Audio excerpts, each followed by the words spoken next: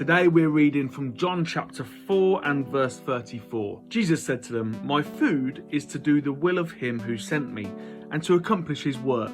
A few years ago, I did one of those sort of personality tests for leaders. One of the things that I found out was that apparently I am a starter and a completer. I like to make a checklist of things to do in my day, and I like to tick them off. I start things up quite naturally, and I like to hang around until they're finished.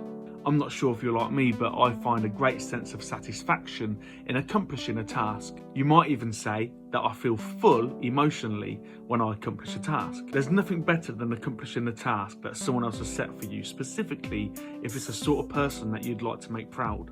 One of my wife's love languages is acts of service. She really likes it. She feels loved when I do a task for her. That could be as small as making a cup of coffee or running the bath, or it could be something bigger like wallpapering the lounge.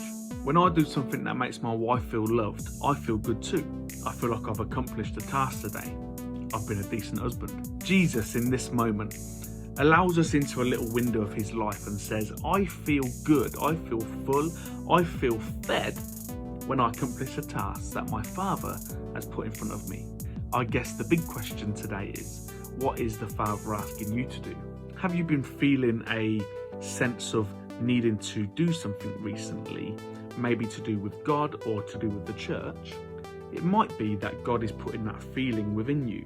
That's often how God likes to speak to us. If you've never been to church before, it could be that God is asking you to attend a church. Maybe you're a Christian and you've been meaning to buy your neighbour some flowers, and it feels a bit like a nudge in your spirit.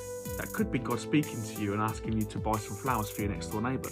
Your spirit will be fed as you accomplish a task for God. So if you haven't already engaged in what God is asking you to do, I beg you get it done. I'll see you next time.